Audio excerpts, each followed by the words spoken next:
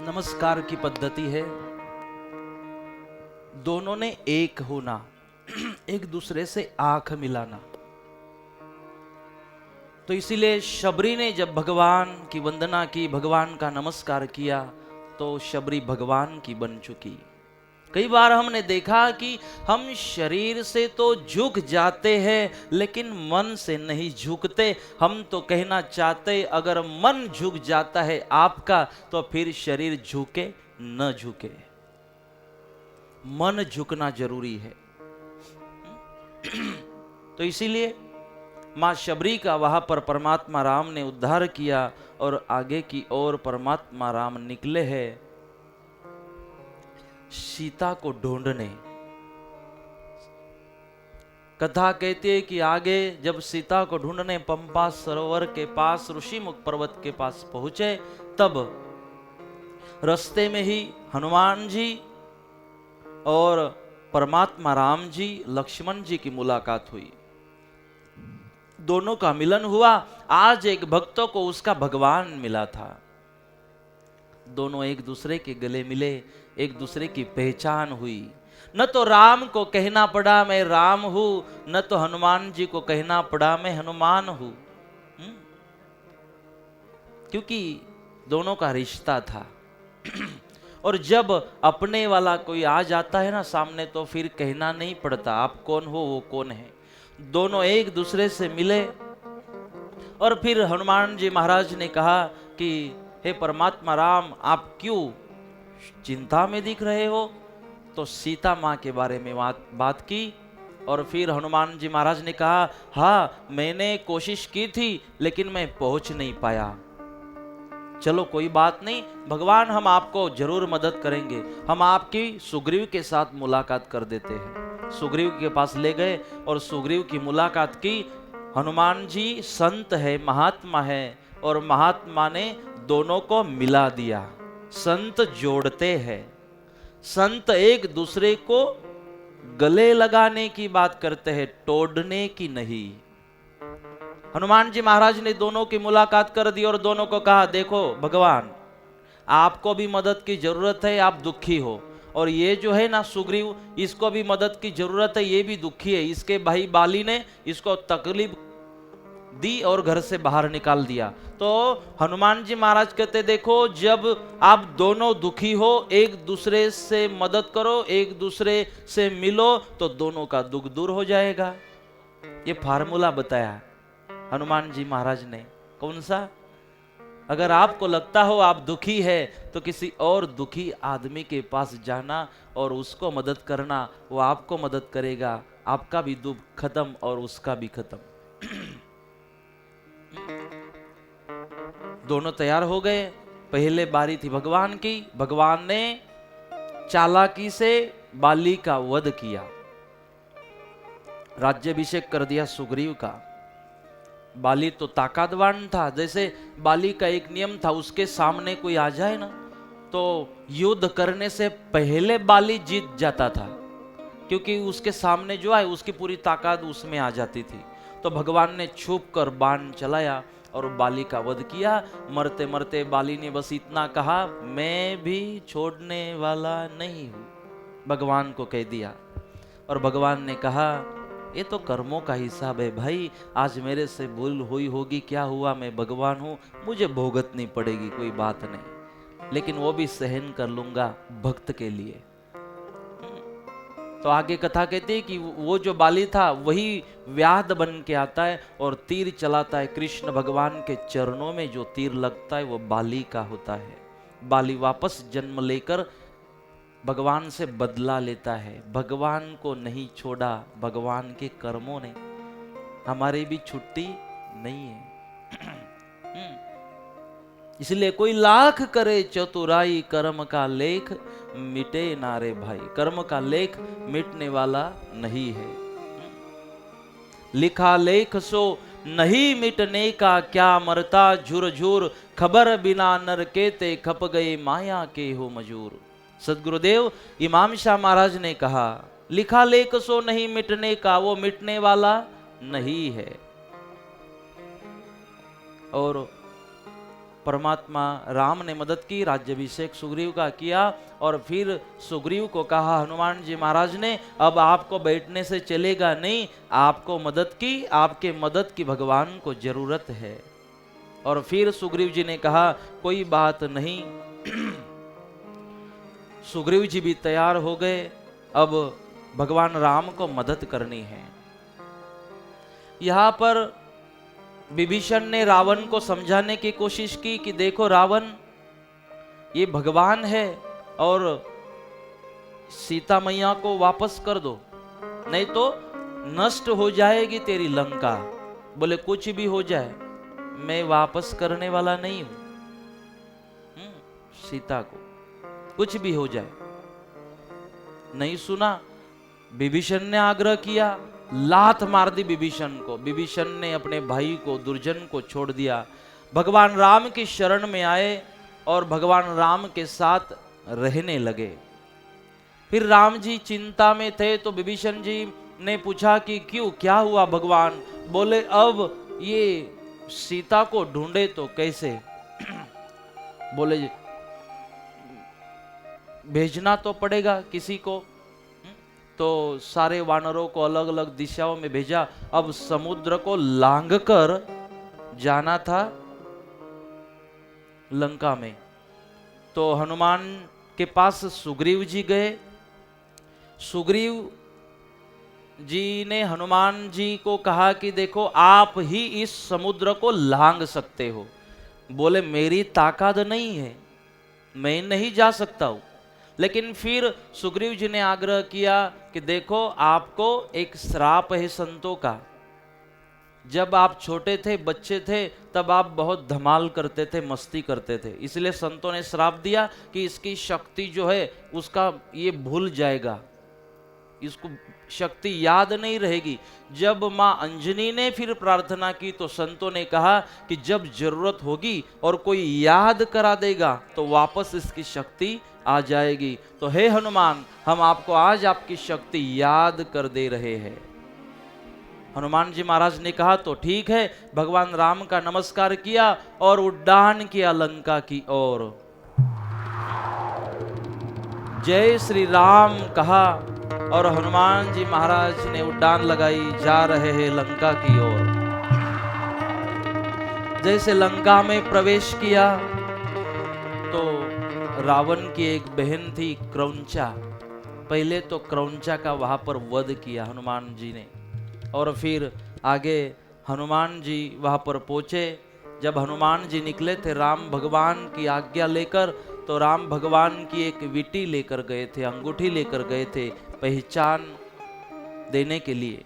जैसे लंका में हनुमान जी पहुंचे, ढूंढ रहे हैं मां सीता को, और मां सीता को ढूंढते ढूंढते वो पहुंचे अशोक वाटिका।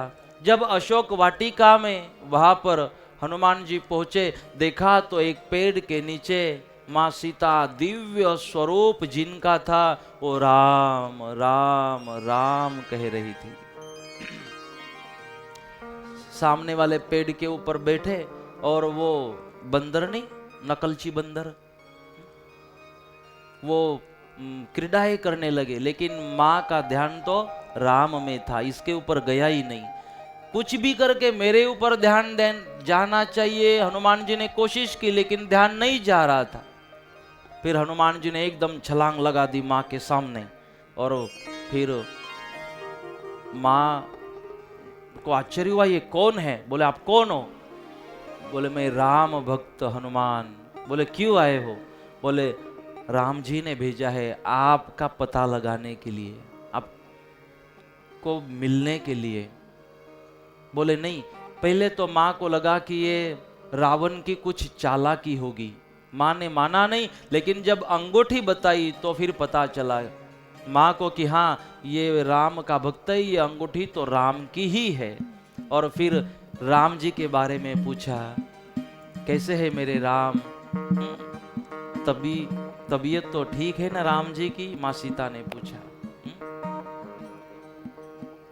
राम जी तो ठीक है, बस आपकी याद कर रहे हैं, मैं भी याद कर रही हूँ। हे माँ, अब आपका पता लग चुका है, अब मेरे साथ आपको चलना होगा।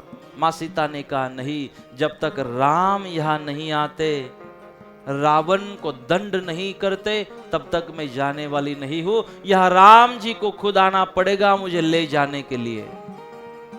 हनुमान जी ने कहा कोई बात नहीं, हम संदेशा देते हैं भगवान को, कुछ आपकी कुछ पहचान दे दो माँ। तो माँ सीता जी ने अपना एक मणि था वो दे दिया हनुमान जी महाराज को पहचान के लिए, और जाने लगे वापस। लेकिन माँ को पूछा कि मुझे थोड़ी भूख भी लगी है, तो कुछ खाना होगा या? मुझे फल तो बढ़िया दिखाई दे रहे हैं, क्या मैं खा सकता हूं? माँ ने कहा देख हनुमान, ऊपर के तोड़ना मत, जो नीचे गिरे हुए हैं ना वही खा ले। बोले माँ ठीक है। अब नीचे के पूरे खा लिए फल जो भी गिरे हुए थे। अब इतने में से क्या होगा हनुमान जी महाराज का? और नजर तो ऊपर जो लगे थे ना अच्छे अच्छे फल, उसके ऊपर जा रही थी। अब हनुमान जी महाराज ने कहा माँ का वचन भी तोड़ना नहीं है, तो वो क्या करते थे पता है? जैसे पेड़ के नजदीक से जाते ना, पेड़ को थोड़ा धक्का लगा देते। अब हनुमान जी का धक्का था, जैसे ही हनुमान जी का धक्का लगता पूरे फल नीचे आ जाते, और नीचे पड़े हुए फल माँ के आज्ञा का पालन करते करते खाते थे। माँ नाराज ना हो, ऐसे हर पेड़ को धक्का लगाना और फलों को नीचे गिराना और फिर खाना हनुमान जी ने चालू किया। माँ सीता हंस रही थी, माँ को भी मजा आ रही थी कि ऐसा आइटम पहले नहीं देखा कभी, इतना चालाक, क्योंकि ये तो बल बुद्धि के दाता है। तो हनुमान जी महाराज की उस लीलाओं से माँ भी प्रसन्न हो गई और माँ को कहा माँ माफ करना, भूख बहुत लगी है, मैं जाऊं? बोले ठीक है, मेरा एक संदेश राम को देना। हनुमान जी संदेशो दे जो मारा राम ने, हनुमान जी संदेशो दे जो मारा राम ने, हनुमान जी संदेशो दे जो मारा राम ने, हनुमान जी संदेशो दे जो मारा राम ने। हे वहला मोकल जो मारा राम ने, हे वहला मोकल जो मारा राम ने, हनुमान जी संदेशो दे जो मारा राम ने, हनुमान जी संदेशो दे जो मारा राम ने, हनुमान जी संदेशो दे जो मारा राम ने। अशोक वाटिका माँ झूरी झूरी मारू छू, अशोक वाटिका माँ झूरी झूरी मारू छू, प्रेम ना वियोग माँ वेदना सहू छू, प्रेम ना वियोग माँ वेदना सहू। हे वहला मोकल जो मारा राम ने, हे वहला मोकल जो मारा राम ने, हनुमान जी संदेशो दे जो मारा राम ने, हनुमान जी संदेशो दे जो मारा राम ने, हनुमान जी संदेशो दे जो मारा राम ने। लंका नगरी छे सोने थी मढ़ेली, लंका नगरी छे सोने थी मढ़ेली, सोने थी मढ़ेली ने दैत्यो थी भरेली, सोने थी मढ़ेली ने दैत्यो थी भरेली। हे चेतावी दे जो मारा राम ने, राम ने, हो चेतावी दे जो मारा राम ने, हनुमान जी संदेशो दे जो मारा राम ने, हनुमान जी संदेशो दे जो मारा राम ने, हनुमान जी संदेशो दे जो मारा राम ने। हे वहला मोकल जो मारा राम ने, राम ने, हे वहला मोकल जो मारा राम ने, राम ने हनुमान जी संदेशो दे जो मारा राम ने। हनुमान जी संदेशो दे जो मारा राम ने हनुमान जी संदेशो दे जो मारा राम ने।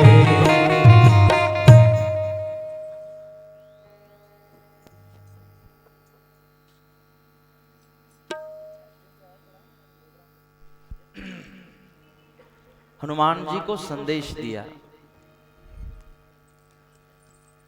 वहेला मोकल जो मारा राम ने, हनुमान जी संदेश दे जो मारा राम ने। और फिर हनुमान जी वहां से निकले और जो कुछ वो बाघ का नुकसान किया था तो 60,000 दानव वहां पहरा दे रहे थे।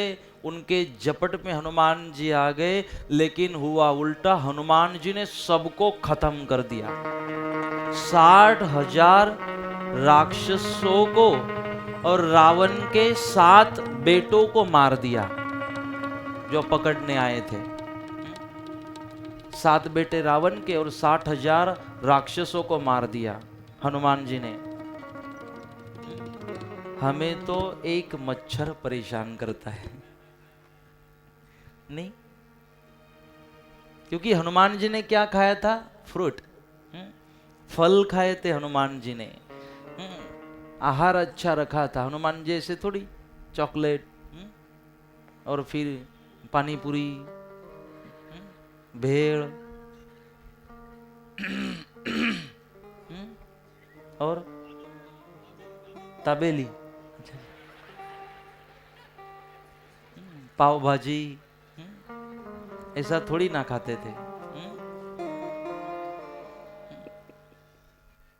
वैसे कभी कभी मैं भी खा लेता हूँ, ऐसे कुछ बात नहीं, लेकिन हर रोज नहीं। और जो घर पे बनती ना वो, जो घर पे, क्योंकि बाहर हम खाने जाते ही ना, एक बात को याद रखना, जहां बाहर आप खाने जाते हो और खाने की जो चीजें बनती है वो जो पैसा देकर खरीदता है ना उसके लिए बनती है।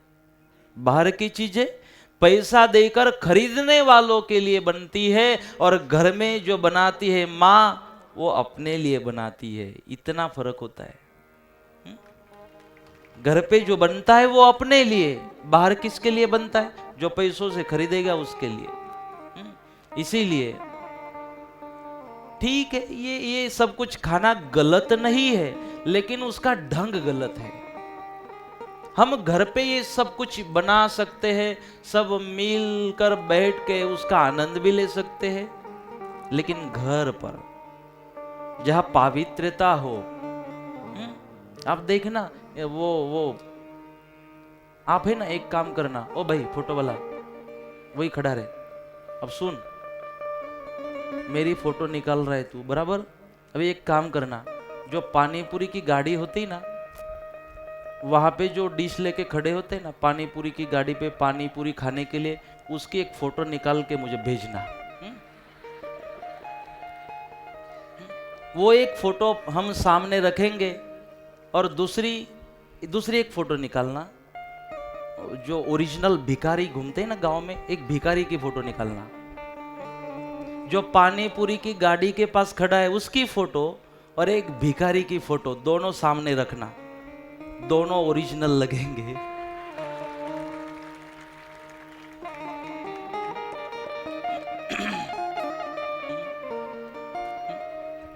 निकालेगा कि नहीं? हाँ, कल दे देना।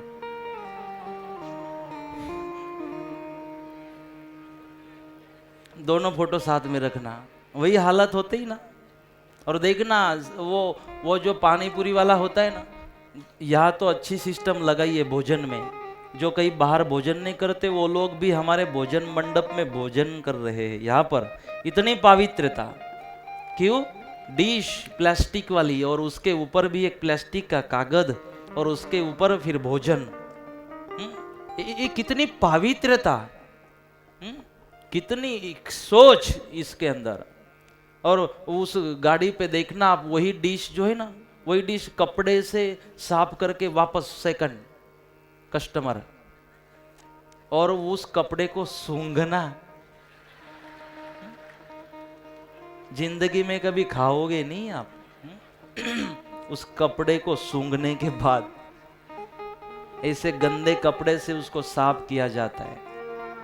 क्या ये दिन है हमारे ऊपर? इस तरह रोड पर कुछ खाने के दिन, भिखारी जैसे स्टाइल में खाने के दिन। और वो जो मटका होता है ना, देखो घर में हम आरओ का पानी पीते हैं, बिस्लरी का पानी पीते हैं, एक्वागार्ड का पानी पीते हैं, फिर भी थोड़ी तकलीफ हो जाती है, मलेरिया, डेंगू।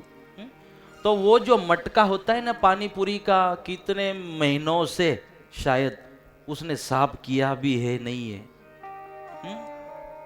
और उसमें ही भरा जा रहा है।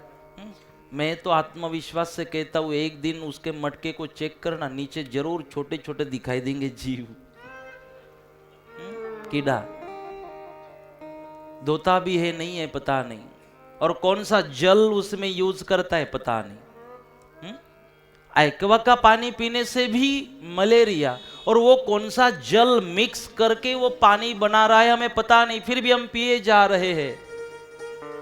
जब मंदिर जाने की बात करो तो समय नहीं होता, लेकिन शरीर में कुछ कुछ खाने से तकलीफ हो जाए तो डॉक्टरों की वेटिंग रूम में 3-3 घंटा बैठते हैं अपॉइंटमेंट लेकर। तो पवित्रता जीवन में होनी चाहिए। जो भेड़ खाते ना, भेड़, उसमें कौन सा वो सब सेव और वो सब क्या मिक्स करते पता है? जो किसी दुकान में जो सेव और जो बिका नहीं जाता ना, जो नीचे नीचे का बारीक बारीक बच जाता है, जो कोई खरीदना नहीं चाहता, वो भेड़ वाला ले आता है। तो टेस्ट क्यों आती है उसकी पता है? वो रास्ते से कोई गाड़ी जा रही है, उसका प्रदूषण उसमें मिक्स। और याद रखना, खास करके जो भी भेड़ बनाता है ना, उसके मुंह में कुछ ना कुछ तो पान, सिगारेट, बीड़ी और पड़की कुछ ना कुछ तो होगा, और फिर वो थूकना तो पड़ता है उसको बार बार। तो थोड़ा पवित्र वो भेड़ को भी बना देता है। और हम कितने आनंद से खाते हैं, वाह भैया, ओ भेड़ वाले भैया। और एक लगाओ ना, एक कान लगाओ, कान में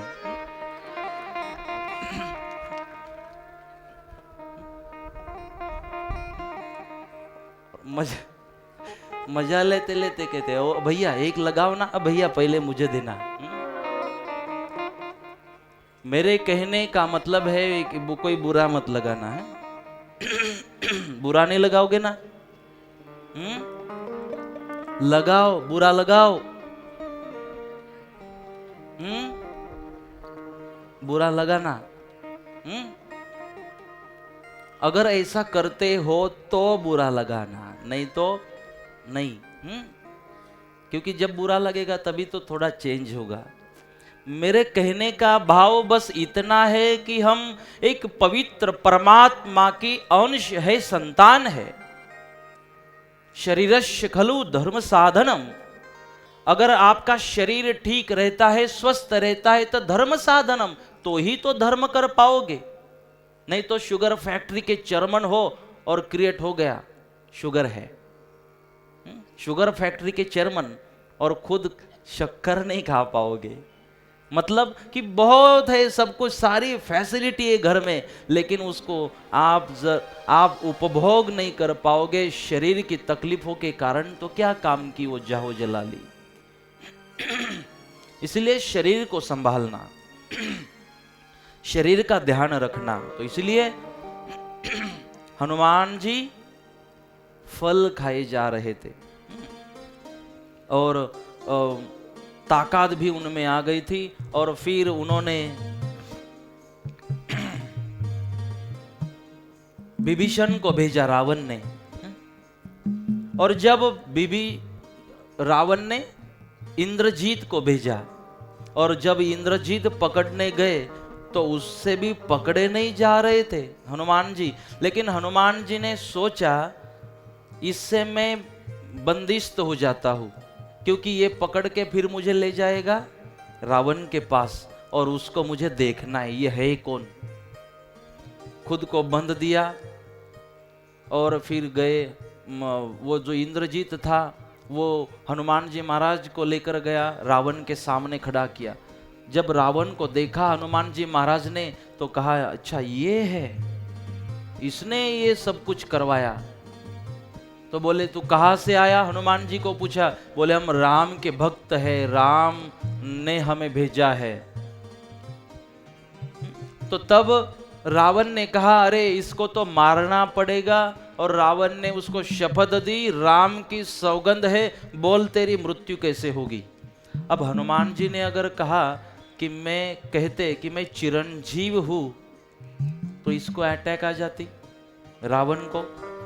इसलिए उन्होंने कहा कि मेरी पूंछ जो है ना, अगर पूरी जल जाती है तो मेरी मृत्यु हो जाएगी। बोले कपड़े से बांध दो। कपड़े से पूंछ को बांधा। जैसे कपड़े पूरे हो जाते पूंछ और लंबी हो जाती, जैसे कपड़े बांधते पूंछ और लंबी हो जाती। जैसे अपनी कथा नहीं लंबी लंबी होती जाती है। टाइम का ध्यान नहीं और कथा लंबी लंबी हो जाती नहीं। हनुमान जी की पूंछ जैसी। अब रावण ने सोचा कि अब कोई कपड़े नहीं बचे, एक काम करो, वो सीता ने जो वस्त्र पहना है ना, उस सीता का वस्त्र निकाल के आ जाओ। हनुमान जी महाराज ने कहा अब ये मस्ती मस्ती में मां सीता को तकलीफ होगी, इसलिए हनुमान जी ने कहा बस मेरी पूंछ इतनी ही लंबी है, अब लंबी नहीं होगी, अब कपड़ों की जरूरत नहीं है, तो फिर जला दो इसकी पूंछ। जैसे पूंछ जलाई हनुमान जी महाराज की, हनुमान जी महाराज ने पहले रावण की दाढ़ी को जलाते हुए दीप प्रज्वलन किया लंका में। रावण की दाढ़ी जलाई और फिर हनुमान जी एक महल से दूसरे महल के ऊपर कूदने लगे, सारे महलों को आग लगा दी और देखा अब तो आधे से ज्यादा लंका को आग लग चुकी है। फिर समुद्र के पास गए, पूंछ को बुझाया।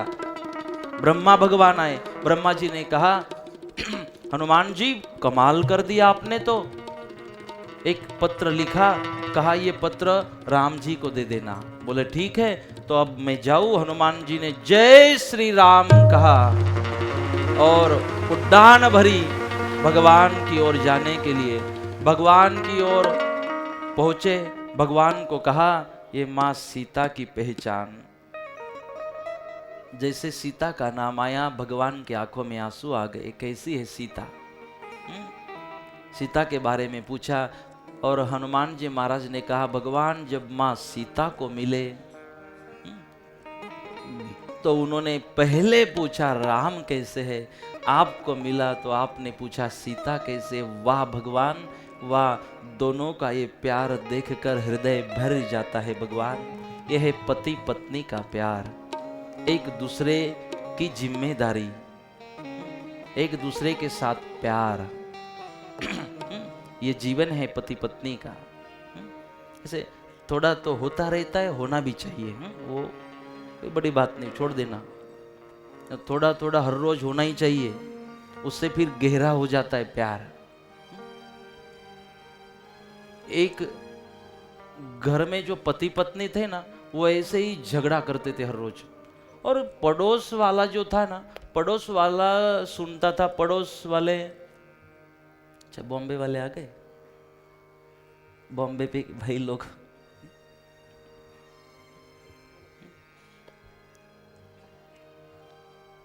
पड़ोस वाला जो था ना वो सुनता था कि ये थोड़ी देर झगड़ा करते, थोड़ी देर हंसते हैं, थोड़ी देर झगड़ा करते फिर हंसते हैं, ये झगड़ा करते ही कि हंसते हैं पता ही नहीं चलता।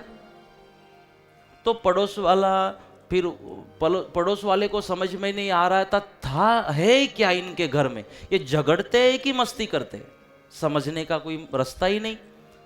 उसने सोचा अब कल इस घर वाले को मैं पकड़ता हूं, पूछना पड़ेगा इसको कि आप झगड़ा करते हो कि मस्ती करते हो, हंसते हो, पता ही नहीं चलता। तो पड़ोस वाला जब निकला बाहर तो इसने पकड़ा, बोले भाई एक बात पूछनी थी, वो कह दे, नींद नहीं आती भाई रात में। बोले क्यों? बोले हम पड़ोसी है आपके, आप झगड़ा करते हो बाद में हंसते हो, झगड़ा करते हो बाद में हंसते हो, ये बात क्या है समझ में नहीं आती। झगड़ते हो कि हंसते हो ये मुझे समझना है, बहुत बेचैन हो चुका हूं। तो जो था ना उसने कहा भाई ये होता ऐसे है, मेरी पत्नी जब गुस्से में आ जाती ना तो कुछ बर्तन उठा के फेंकती है मेरे ऊपर, और अगर वो चीज मुझे लगी तो वो हंसती है, मैं बचाने में कामयाब हो गया तो मैं हंसता हूं।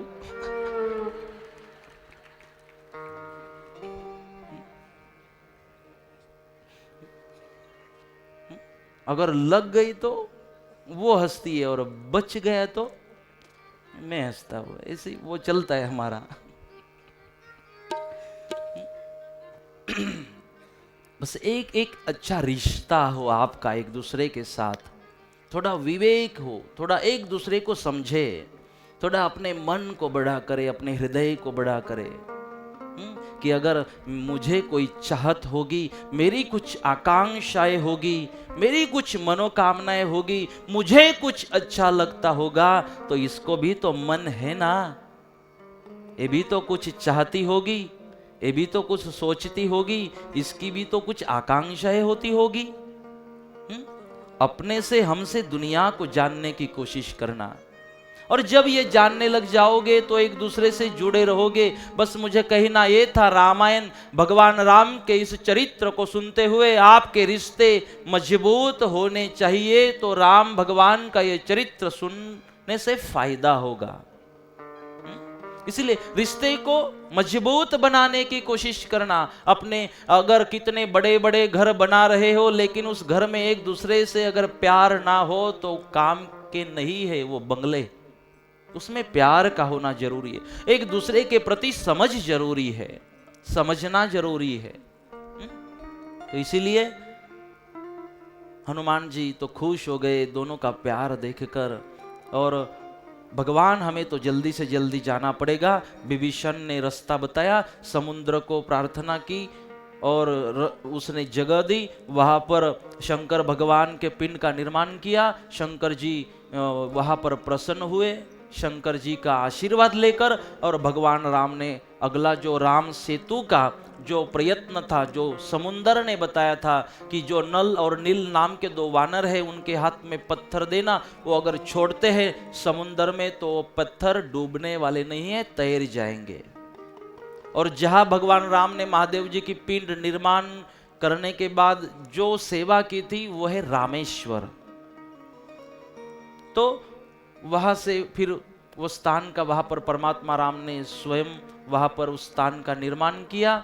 देखो ये बहुत अच्छा प्रसंग है, जब भगवान राम विष्णु के अवतार और शंकर जी उनके आराध्य। इस बात को सुनना, राम भगवान विष्णु के अवतार और किसकी उपासना कर रहे हैं? महादेव जी की। और राम भगवान की सेवा में कौन खड़े हैं? हनुमान जी। हनुमान जी किसके अवतार? 11वें रुद्र है ना हनुमान जी। अपने नमस्कार के मंत्र में आता है ना, 11 रुद्र ने नमस्कार। तो 11 रुद्र में 11वां जो है हनुमान है, रुद्र के अवतार। रुद्र मतलब महादेव। तो राम शंकर की पूजा कर रहे हैं और शंकर हनुमान बन के राम की सेवा कर रहे हैं। मालिक तो दिलदार है लेकिन चमचों से परेशान है। परमात्मा तो दिलदार है, भगवान तो दिलदार है, लेकिन जो धर्म के ठेकेदार बन जाते हैं ना, जिनको खुद धर्म पता नहीं होता, वो ठेकेदार बन जाते हैं और भगवान के नाम से लोगों को अलग अलग करना चाहते हैं। लेकिन भगवान तो एक है। यहाँ राम जी के आराध्य शंकर, शंकर जी के आराध्य राम, इनके मन में कुछ नहीं है। इनको पता है हम एक ही तत्व से प्रकट हो चुके हैं, जो आद्य शक्ति कहते हैं ना, वहां से ही तो हम सब आए। कल किसी ने हमें पूछा था आद्य शक्ति का हम प्रागट्य करते हैं और आद्य शक्ति का महत्व क्या है। तो आद्य का मतलब है, जब पहले दिन मैंने इसके बारे में सब कुछ बता दिया था। आद्य का मतलब है जब ये सब कुछ नहीं था, 1,84,000 धरती आकाश चंद्र सूर्य रजवर बीच कुछ नहीं था, तब जो उसको कहते, उसके पहले आद्य शक्ति, उसके पहले जो ताकत थी, शक्ति थी, वो आद्य शक्ति। और उस आद्य शक्ति का नाम है दूसरा प्रकाश। वो आद्य शक्ति है प्रकाश। इसीलिए हम ज्योत प्रकट करते हैं, उससे प्रकाश निर्माण होता है और उसी प्रकाश को आद्य शक्ति कहा गया। तो इस सृष्टि की आद्य शक्ति कौन है? प्रकाश। प्रकाश को आद्य शक्ति कहा गया। तो इसीलिए राम जी को पता था, हनुमान जी को पता है कि हम एक ही अंश से आए हैं, एक ही जगह से हम आए हैं, इसलिए उनमें झगड़ा नहीं था। और फिर राम सेतु का निर्माण वहां पर शुरू हुआ। नल नील पत्थर फेंक रहे थे, क्योंकि हनुमान जी तो जा पाए, सबको ले जाना था, तो सब तो उड्डान नहीं कर पाएंगे, इसलिए राम सेतु का निर्माण जरूरी था। राम सेतु का काम वहां पर चालू हुआ। हनुमान जी ने सोचा राम से बड़ा राम का नाम, ये तो ज्यादा समय लग जाएगा। उन्होंने एक युक्ति की, पत्थर पे वो लिखते थे राम, और राम लिखा हुआ पत्थर छोड़ते थे। हनुमान जी की श्रद्धा थी, हिम्मत नहीं है उस निर्जीव पत्थर में, अगर मैं श्रद्धा से उसके ऊपर राम लिख दूं तो डूबेगा, उसको तैरना ही होगा। तो पत्थर तैरता था।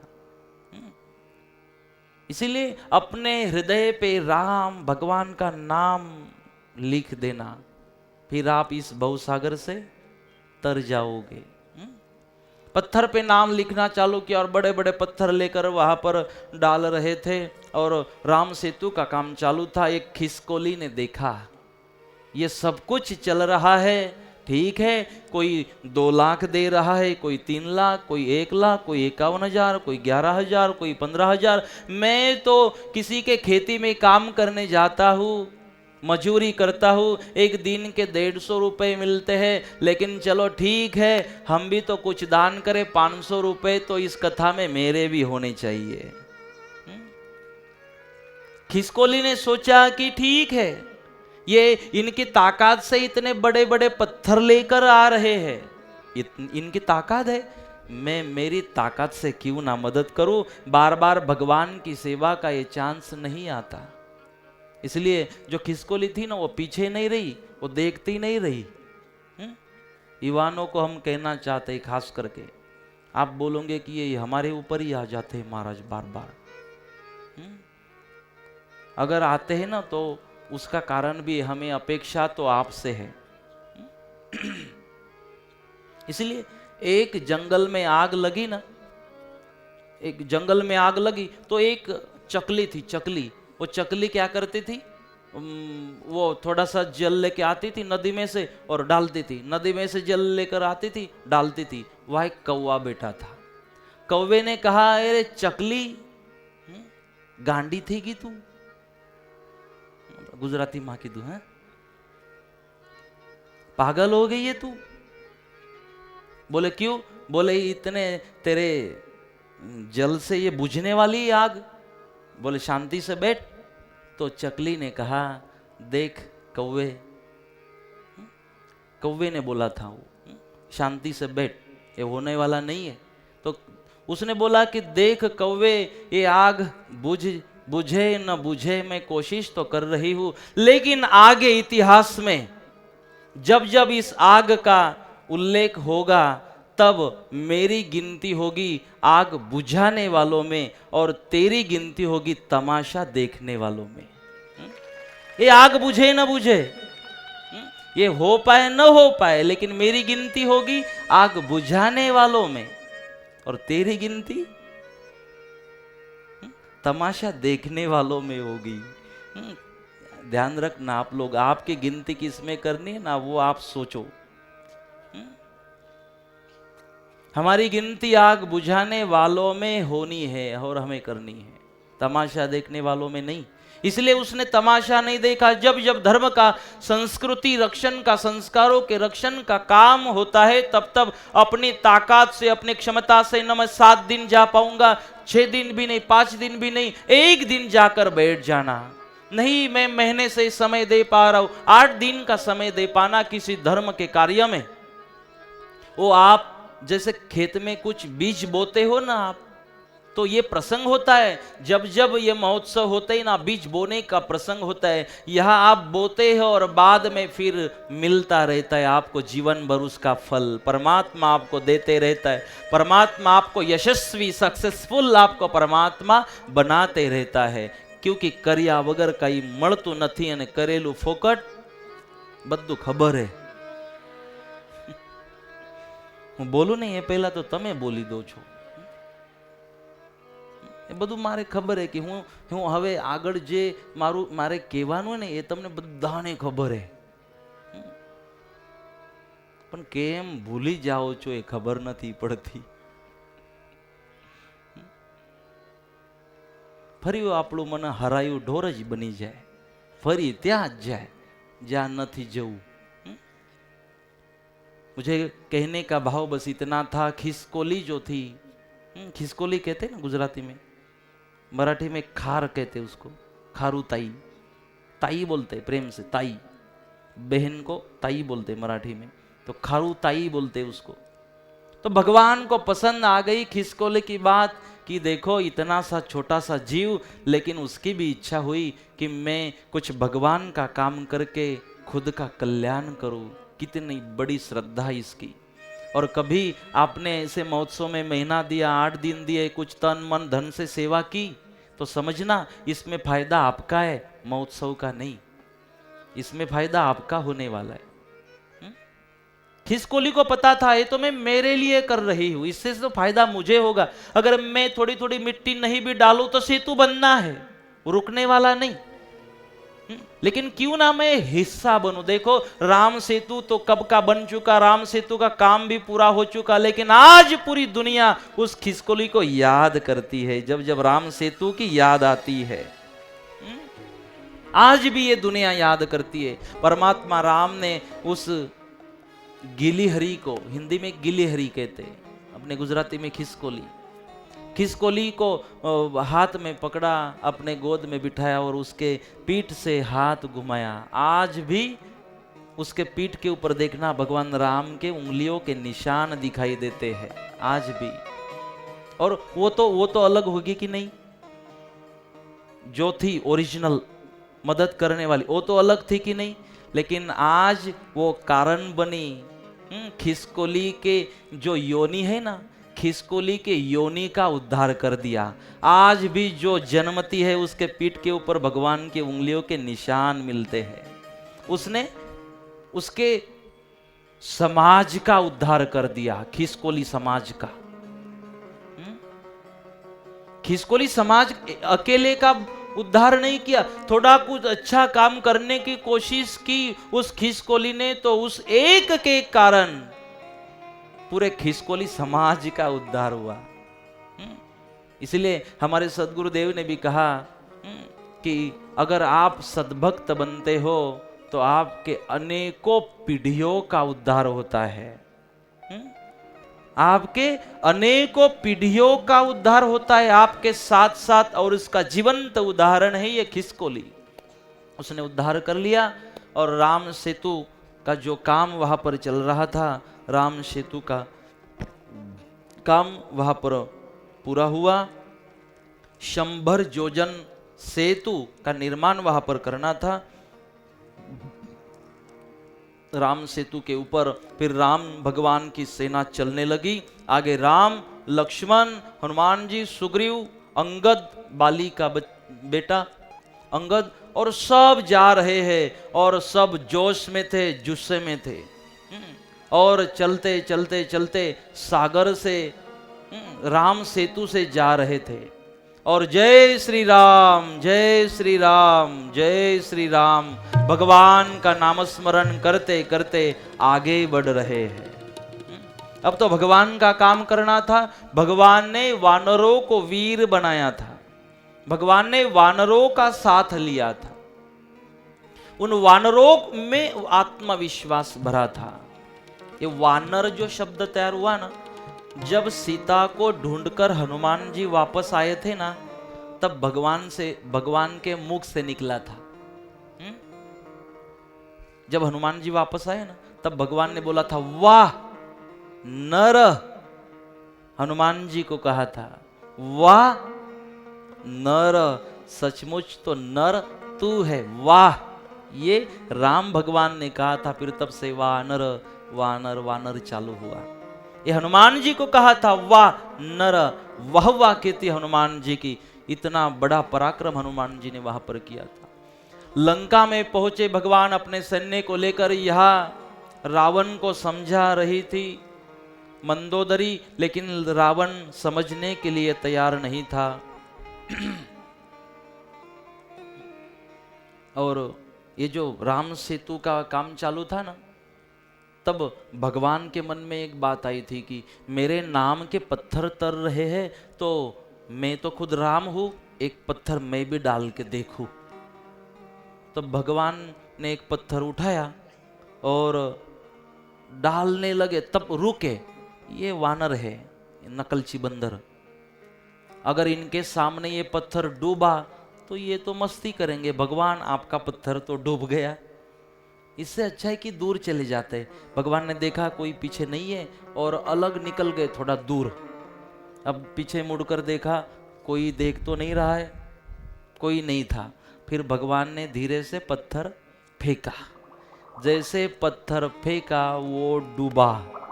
भगवान ने कहा, ये डूबा, मेरे हाथों का पत्थर डूबता है और उनके हाथों का तैरता है। अच्छा हुआ मैंने उनके सामने नहीं डाला, दूर आ गए। और जैसे फिर वापस जाने के लिए पीछे मुड़े, तो पीछे हनुमान जी खड़े थे।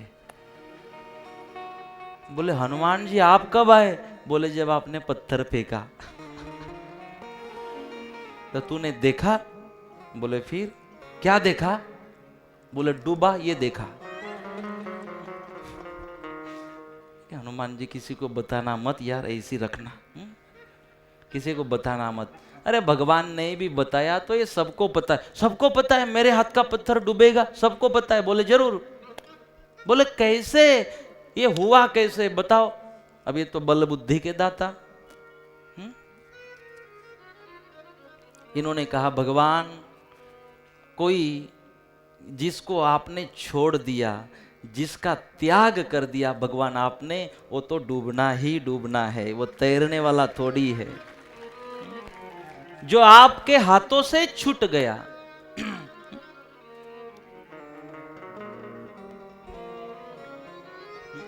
जो आपके हाथों से छूट गया,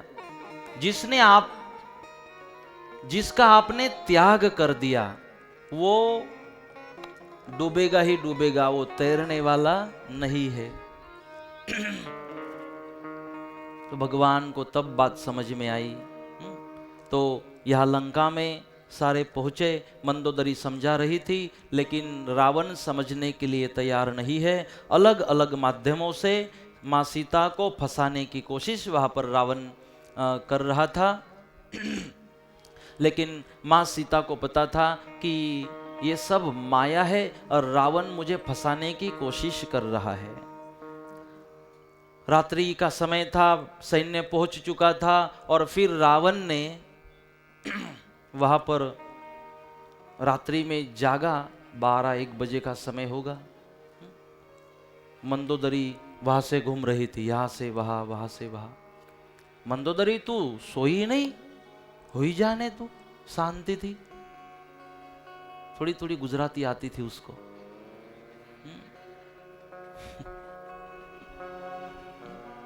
हुई जाने, तू शांति थी। शू फरोरी आई थी?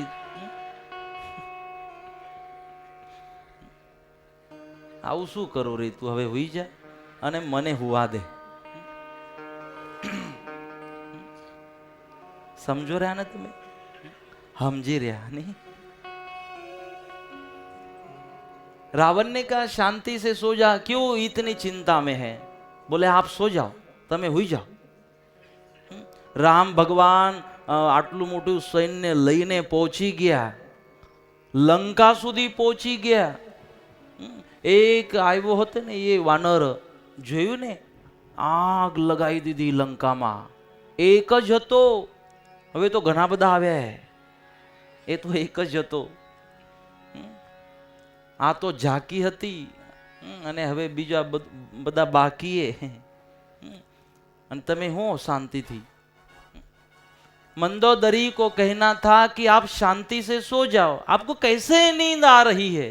भगवान सैन्य लेकर यहाँ पहुंचे और आप शांति से सोने की बात करें, वो वापस कर दो ना, लौटा दो ना उस सीता को. बोले चिंता मत कर, वो साधारण मनुष्य है, कुछ बिगाड़ेगा नहीं. बोले वो भगवान का अवतार है. बोले कैसे भगवान का अवतार है? बोले आपको उस सेवक ने नहीं बोला कि उसका नाम जिस पत्थर पे लिखा जाता था वो तैरता था, इतनी ताकत है नाम में उनके, तो आप समझ जाओ. मंदोदरी ने कहा तू शांति से बैठ, और इस पे से ही ताकत तुझे पता चलती होगी ना राम की, तो चल मेरे साथ. रावण ले गया मंदोदरी को समुद्र के किनारे. अब तू कहती ना कि उसके नाम के पत्थर तैर गए, देख मैं भी एक पत्थर लेता हूं. पत्थर लिया रावण ने और उसके ऊपर लिखा रावण. बोले मेरे नाम के भी पत्थर तैरते देख. और रावण ने पत्थर फेंका. मंदोदरी को कोई इंटरेस्ट नहीं था, क्योंकि मंदोदरी को पूरा कैरेक्टर पता था और आत्मविश्वास था कि इसके नाम का तैरने वाला. लेकिन आश्चर्य हुआ कि वो तैर गया. मंदोदरी को कहा देख तैर गया ना. मंदोदरी को आश्चर्य हुआ कि इसके नाम का पत्थर कैसे तैर गया. राम का मैं मानती हूं आदर्श है, सबका कल्याण करने की कोशिश होती है, ऐसे आदमी का नाम पवित्र होता है, उनके नाम के पत्थर तैरते, ठीक बात है. लेकिन रावण जैसे आप जैसे के नाम के पत्थर तैरने लग जाए तो ये तो आश्चर्य है. चल अब घर पे, अब चिंता छोड़ दे, उतनी ही मेरी ताकत है. देख लिया, वापस लेके आए घर पे. लेकिन नहीं सोई मंदोदरी. बोले अब नींद नहीं आ रही है? बोले अब तो पूरी उड़ गई, अब तो लगनी ही नहीं है. बोले क्यों? बोले वो पत्थर वाली बात समझ में नहीं आ रही है कि कैसे तरा वो पत्थर आपके नाम का, क्या कारण था, मुझे समझना है. तो रावण ने कहा इसको बताना पड़ेगा, नहीं तो ये सोएगी नहीं, सोने देगी नहीं. तो रावण ने कहा जब मैंने पत्थर लिया ना और जब पत्थर फेंका तो पत्थर को राम की सौगंध दी थी कि खबरदार तुझे राम की सौगंध है तो डूब गया. तो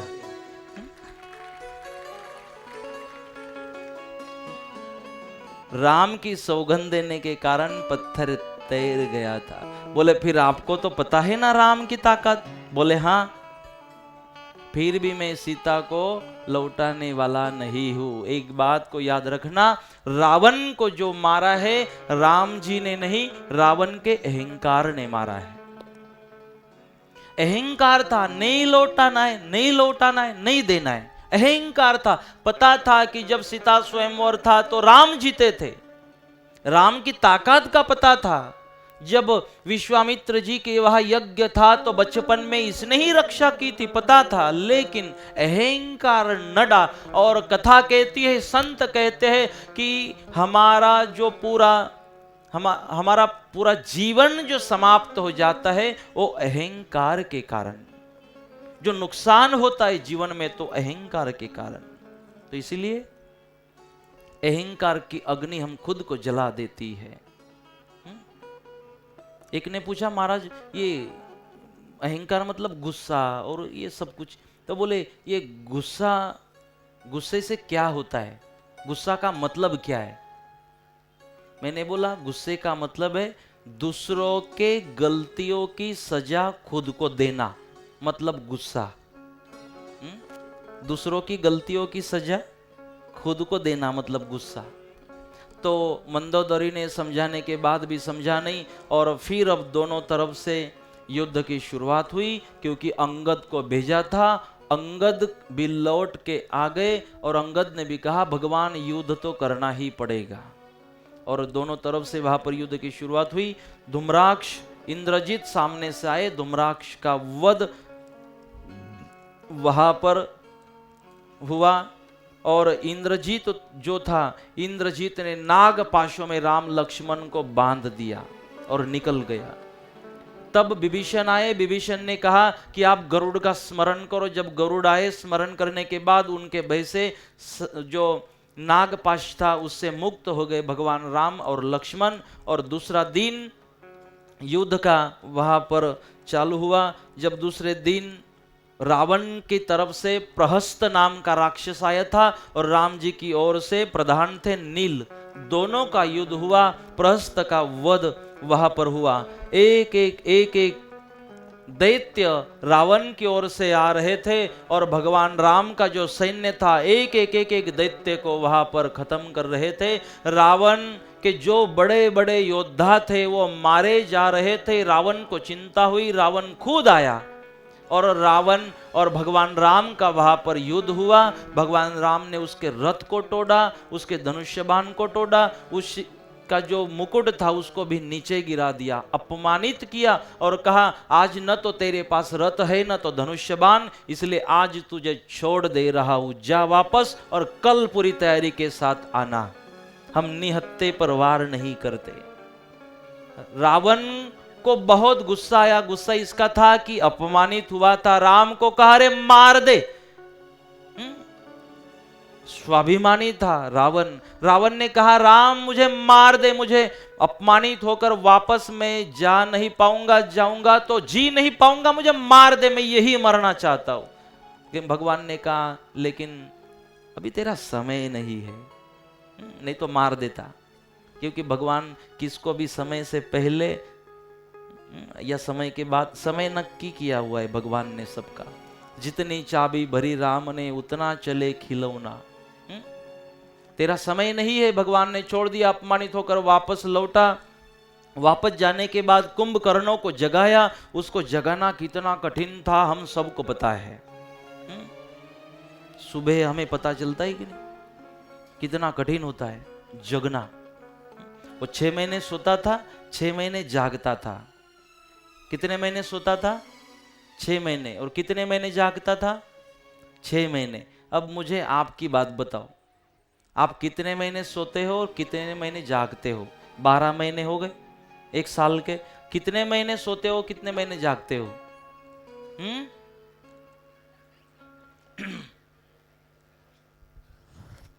मैंने कुंभकर्ण की बात बताई, आप आपकी बात बताओ। आप कितने महीने जागते हो, कितने महीने सोते हो साल में?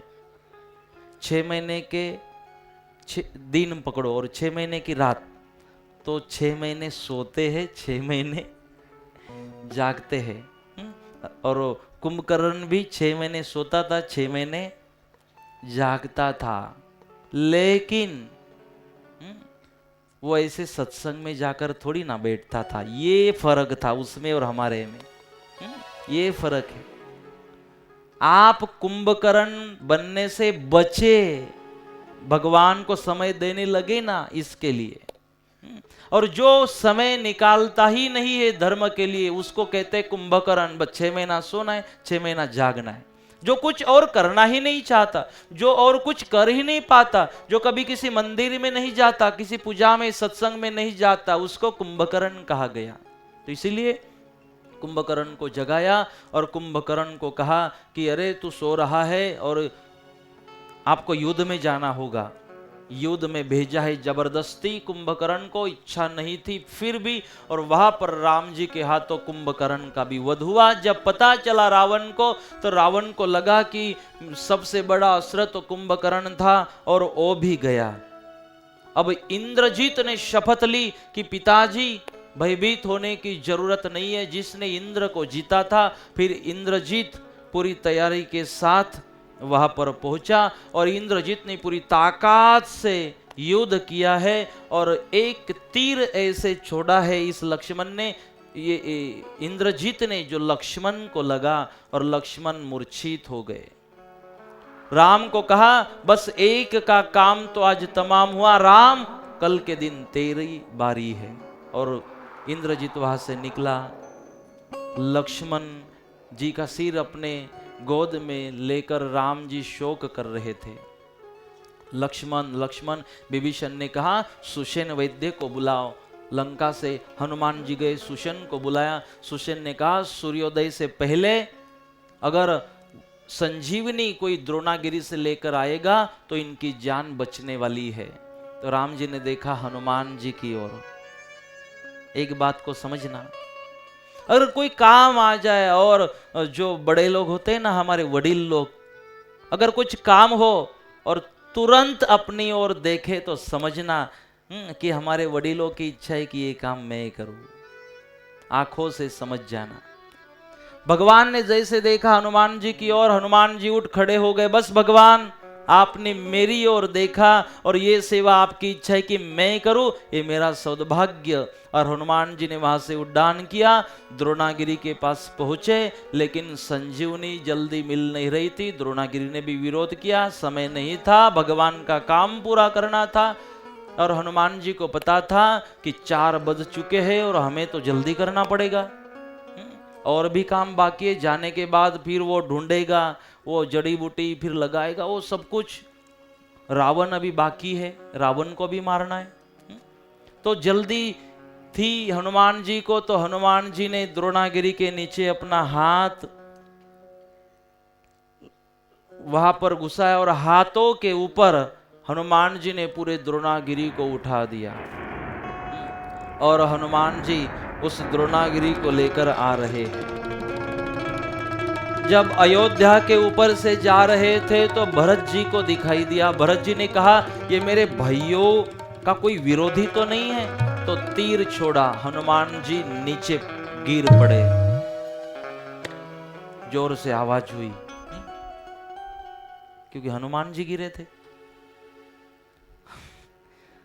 हनुमान जी को जब मिले तो भरत ने पहचान दी, हनुमान जी ने भी पहचान दी। दोनों एक दूसरे के गले मिले। अरे मेरे से तो भूल हो गई, आप तो हमारे भाइयों की मदद करने जा रहे थे और मैंने आपको रोका। क्या हम पूरा सैन्य लेकर आ जाएं? भरत जी ने पूछा। हनुमान जी ने कहा नहीं, बस अब तो खत्म हो चुका है, बस थोड़ा कुछ बाकी है, वो कर लेंगे, आप सेवा करते रहो। तब भरत जी ने अब एक तीर छोड़ा है, उस तीर के स्पीड से, गति से हनुमान जी को पहुंचाया भगवान के पास। इतनी ताकत भरत जी के पास भी थी। भरत जी ने भी उनको वहां पहुंचाने में समय पर मदद की, क्योंकि भरत जी के कारण टाइम बिगड़ा था ना उनका, इसलिए भरत जी ने टाइम पूरा कर दिया, हनुमान जी को मदद की। वह हनुमान जी देखा सबने तो ये तो पर्वत के पर्वत उठा कर ले आए। सुसेन ने तो देखा हनुमान जी हमने एक दवाई लिख के दी, आप तो मेडिकल ही उठा ले आए पूरा। बोले वेंटिलेटर पर है लक्ष्मण, और आप 10-10 मिनट के बाद अगर एक कागज भेजोगे बाहर, ये लाओ वो लाओ, और कहोगे कि सूर्यास्त से पहले, सूर्योदय से पहले, थोड़ी चलेगा।